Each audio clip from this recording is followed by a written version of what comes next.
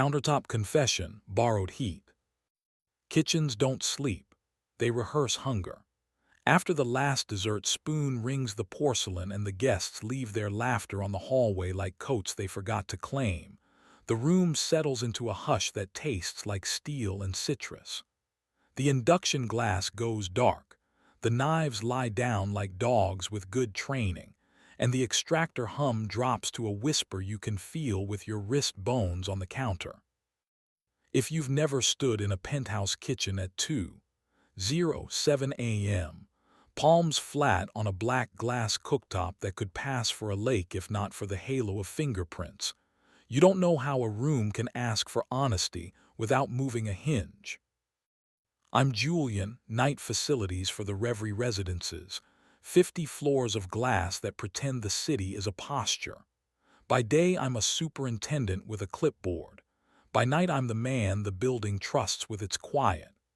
I babysit boilers, talk elevators down from their melodrama, and because life likes irony, I tune premium kitchens assembled for people who dine out. The crown jewel in 48C's kitchen is an Alica with the extractor in its throat, a stovetop that swallows smoke like it's practicing discretion. When it's off, the thing looks like an altar. When it's on, it sounds like secrets being forgiven. Mara, my wife, then, could make any room change its mind about itself. Event director for the building, she made charity galas feel like absolution and realtor demos like first dates that will definitely pretend to call. We met over a peculiar noise in a pantry ceiling. She needed a fix. I needed a reason to stand very close to someone who smelled like white tea and decision. She laughed when I called the Alica a black mirror that likes salt, and kissed me on the mouth like I'd just shown her where the hidden switch lives. We kept Wednesdays because weeks will eat anything unlabeled. She'd tap twice on the service elevator. The night guard would pretend policy needed his opinion, and I'd be waiting in 48C with the lights on late bar and a plate of figs practicing for sin. If I'm bragging, I'm only laying out the room. There's a notch on my lower back from the edge of 48C's island where she once shoved me, and a bottle of aged balsamic introduced itself to a marble floor. There's a comma of a birthmark under her shoulder blade I could find with my mouth even in a blackout. There's the way she'd murmur, "Give me 10," and I'd hand her 9 and keep 1 under my tongue for famine. The first wrong thing wasn't lipstick. It was minutes. 0014, service elevator to 48, unauthorized ping held 6s. Elevators tattle when you make them share. 0020, cooktop extractor registered a hand-activated boost for 21 seconds, not long enough to cook a thing, just long enough to prove someone knew where the button lived. 0023, camera S48 at the hallway outside 48C blinked to gray for 18 seconds and returned like innocence is a setting. In the butler's pantry, 2 splits of Ricet reappeared in recycling without a matching room service ticket. The air above the island smelled faintly of mint at 0041, when it should have been lemon oil and brushed steel. On the rim of a tumbler drying on the rack, a plum mouth had dried its bravado. I wrote a generous story for the building. A realtor snuck a private tour to impress a friend. The camera sneezed. A cleaner hit the wrong button and pretended it was on purpose. The elevator ate its own hum. Then Thursday happened again and the minutes repeated like liturgy. 0014, 0020, 0023. The extractor cleared its throat on command. The camera showed us that absence is an art. At home, we were folding towels. She halves, I thirds. Our marriage has always been geometry with a key. When she said open the way, an engineer says load bearing. She leaned into the counter like sailors trust the hull and not the sea. With rules, she added, and she didn't touch me while she said it. That's how serious things enter our rooms, empty hands, forward eyes. Us first. No clients or residents.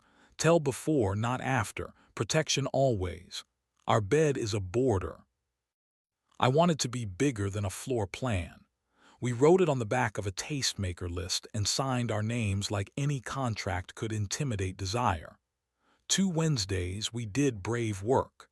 The third at 11, she texted, client tasting ran long, don't wait up, and 14 held open like the building had learned a trick. I don't set traps in sanctuaries. I tune rooms until they can't lie. I dusted the edge of the Alica with a breath of confectioner's sugar, harmless, and under the flashlight it glitters like gossip. I rotated the extractor's manual slider to an irrational angle my fingers would recognize in the dark. Hurried hands square things as if virtue is geometry. I laid a hair of monofilament shin-high at the island stool rung, not to snare, just to teach a stride it had been seen. I slid a paper-thin feeler gauge under the cooktop edge. Lift it even a breath, and the gauge kisses the glass with a sound a guilty wrist notices. I turned the child lock on and left it one tap shy of true. A body that needs control will complete the tactic without consulting its mouth. 14 held sevens. 20 boost. 23 camera did its little snow. The slider returned to perfect. The monofilament lay coal-polite where careful fingers had moved it. The gauge showed a smear the exact width of a thumb. The sugar became stardust marching over glass and into a wrist where pulse negotiates with narrative. I tipped the flashlight. The glitter told me a story my chest already knew. She came in with fast hair and a mouth brave enough to hold a script without cruelty. I swept the light over her wrist the way prayer tests its own echo. The sugar woke like shy lightning. "Don't make me the villain," Mara said, not pleading, just tired of rooms that always want knives. "I asked for before," I said. "I thought I did," she said, and in her grammar client tasting counted. She had kept tempo. I had insisted on melody. He drifted in behind her with the swagger of men who believe open concept was invented to admire them. Cade Lennox, celebrity chef turned content apostle, the kind of man who can teach you to salt like an apology and sell you his knife with the same sentence. He'd hosted a demo in our building 2 months back, looked good on our marble, taught donors to misuse the word char. He didn't look at me. He looked at the Alica and smiled the way men do when they think a mirror knows their name. "We'll go," he told the room, respectful as a cat. "We won't perform in here," I said. I held the service door like the building deserved ceremony even when we didn't. The latch clicked back with punctuation. The extractor exhaled once as the room took its breath back. We separated with competence, the ruthless kindness of people who can carry breakables. She took the blazer that taught lighting to be flattering, the calendar where money rehearses sincerity, the perfume that makes elevators write odes. I kept the chipped mug with the old building logo and my habit of talking softly to machines like they're animal and loyal. Lawyers moved nouns between us, and we signed where names go once they're done starring. Work kept my hands too full to build monuments to regret. A garbage disposal decided to audition for percussion, and I taught it humility. A sommelier in 47A locked herself on a balcony, and I negotiated with an angry sliding door until it forgave both of us.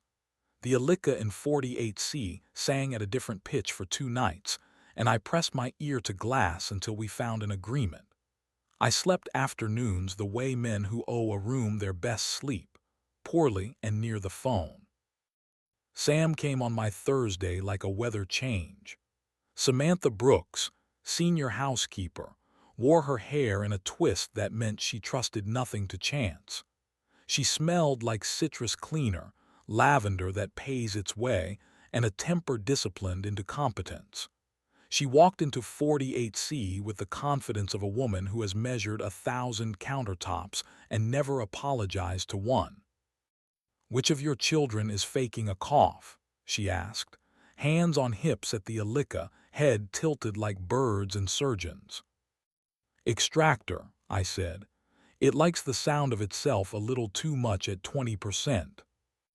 It wants to be wanted, she said, which is either diagnosis or theology. She tapped the slider once, twice. The hum softened into something like consent. We started with verbs that don't bruise. She taught me the difference between clean and quiet in the language of wax. I taught her that induction likes iron like bodies like heat. She left half an orange on the island. I slipped the peel into my pocket and let my stubbornness smell better. At 3:12, when the building finds its monastery note and the skyline outside looks like zinc and sleep, we stood shoulder to shoulder and listened to the countertop not lie at all. The first time she touched me, it was my wrist, 1 degree of correction, so I wouldn't mar the black glass with a careless ring. There, she said, and the heat behind my tongue remembered it has other jobs than swallowing. We aren't children. Speed is fear in lipstick. The first time we kissed, we stood by the pantry's shadow because thresholds tell the truth. Her mouth tasted of orange and coffee and the warm place that should be reserved for courage and love. She kept her eyes open for a beat, not to check for cameras. I had checked everything that counts, just to choose me twice. I set my palm at the small of her back where a day stores its opinions. She made a sound like secrets finding easier words. We counted to 10 and used 9. We left the last second for the building. We made rules that sounded like respect, not fences. No hands near Lennon's guests will sleep against. Ghosts are real enough. No mouths on glass where strangers put their faces to practice desire. Yes to the service elevator after last sweep, slow, honest, smelling of detergent and promise.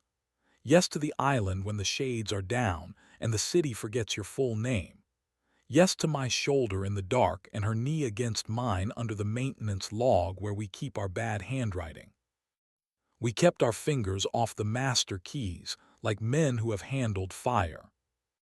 The Velvet Palette fundraiser returned because money loves its own reflection.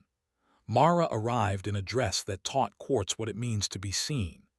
Cade moved behind her like a rumor that knew my address. We nodded like grown-ups who refuse to make a building carry what their mouths can carry. Sam wore black because glue hides there, and moved through the ballroom with a cart full of things that turn mess into elegance, so fast it feels like magic until you've done it for 15 years. From the stage, someone misused hospitality until the word came loose. Someone else said alchemy like physics was being very generous tonight. I did my rounds because habit is a quiet god. 0014, no illicit ping. 0020, extractor honest, humble. 0023, camera loyal like a dog with a new collar. Under the island, the feeler gauge slept where I'd left it. In my pocket, the orange peel learned my pulse. In the drawer below the oven, my little leather wallet of keys clicked under my thumb. Inside, among brass teeth and a folded receipt, were 2 clear hair ties and a bobby pin bent into a question mark. Not trophies. Grammar. Quotation marks around a chapter existence will not make me perform twice. After breakdown, when the last donor's cologne quit trying to revise the air, and the lights remembered how to be honest, Sam found me in 48C with my palm flat on the Alika, as if the glass could teach my skin manners. A crescent of wax guttered at her wrist where warmth lives. "You look like you forgot to leave," she said. "I'm practicing staying," I said. "As what?" She softened the word with a half-smile that made nouns consider new careers.